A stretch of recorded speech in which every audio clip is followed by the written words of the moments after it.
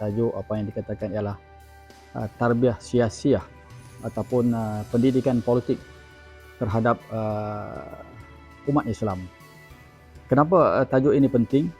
Kerana yang pertama, memangnya Allah Subhanahu Wa Taala dengan sengaja menciptakan Adam dan menurunkan Adam ke muka bumi, termasuk keturunannya adalah untuk menjadi khalifah, menjadi pentadbir muka bumi ini yang membawa risalah Allah Subhanahu Wa Taala melalui pengutusan Rasul. Jadi tajuk topik tarbiyah politik ini satu benda yang penting kerana itulah tarbiyah yang Allah lakukan kepada generasi sahabat umat Islam yang pertama daripada mula wahyu yang pertama diturunkan.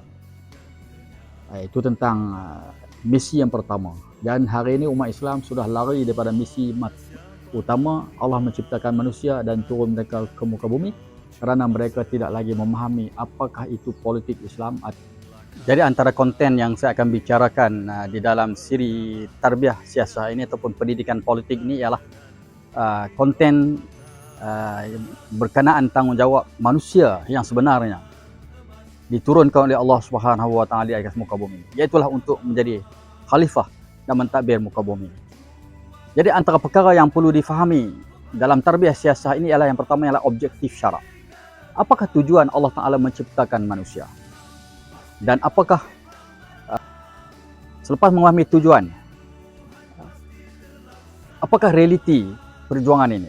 Jadi kehidupan di atas muka bumi ini ialah selain bila kita tahu dia tujuannya untuk beribadah dan tujuan untuk menjadi khalifah, dan tujuan lain Allah Subhanahu Wa Taala turunkan manusia ke muka bumi ialah untuk diuji, liyabluwakum. Jadi apakah ujian sebenar yang akan dihadapi oleh umat Islam, umat manusia di muka bumi ini, dan siapakah sebenarnya musuh mereka, dan mengenali tujuan dan mengenali musuh sebahagian daripada konten. Sebab itulah kita kena mengenal siapa musuh manusia. Bukan sekadar mengenal siapa musuh, tapi Allah menceritakan apakah tabiat mereka, apakah ciri-ciri mereka, apakah perjuangan mereka, apakah cara-cara dan pendekatan mereka untuk menyekat umat Islam atau umat manusia daripada merealisasikan amanah Allah Subhanahu Wa Taala sebagai khalifah. Jadi tarbiyah politik ialah memahami matlamat ataupun tujuan dan mengenal siapa musuh dan halangan mereka. Kemudian bila dah kenal matlamat dan mengenal siapa musuh, kita perlu bercakap tentang apakah persediaan yang diperlukan oleh umat manusia atau secara khususnya umat Islam untuk bersedia dalam melaksanakan objektif syarak dan di dalam menghadapi cabaran-cabaran yang akan mereka temui di kalangan orang-orang yang akan mencabar mereka. Jadi mengenal dengan itu, kita akan faham bagaimana tarbiyah siasah ini bukan sekadar bercakap tentang politik parlimen, tapi lebih kepada politik kemanusiaan. Bagaimana nak mengubah manusia daripada manusia biasa menjadi manusia insanun kamil, pemikirannya, perasaannya, kerohaniannya dan keputusan hatinya yang tidak ragu-ragu. Jadi ini juga termasuk dalam memahami yang dikatakan tarbiyah siasah. Dan insya-Allah kontennya akan berpanjangan untuk kita faham secara spesifik bagaimana Allah mendidik para nabi yang terdahulu.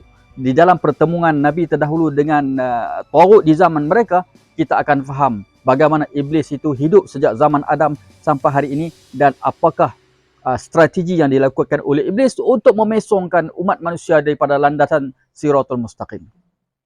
Dan perkara yang penting yang kita nak faham tentang perkara ini ialah kita cuba meneliti sirah Rasulullah sallallahu alaihi wasallam. Kenapa saya katakan sirah?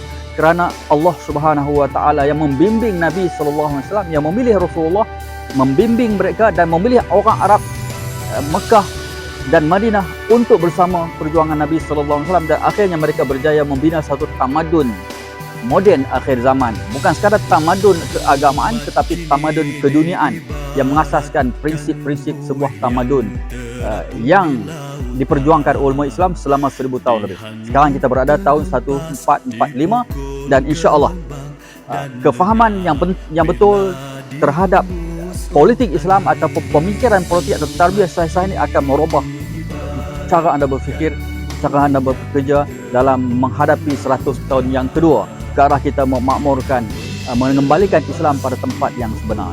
Wassalamualaikum warahmatullahi wabarakatuh. Jangan lupa untuk like, share dan kongsikan video ataupun konten-konten saya. Mudah-mudahan memberi manfaat kepada kita dunia dan akhirat. Assalamualaikum. Tunggu siri berikutnya. lemah sebatang tubuh. Lakan kami langkah yang pertama, biar putih tulang jangan putih mata.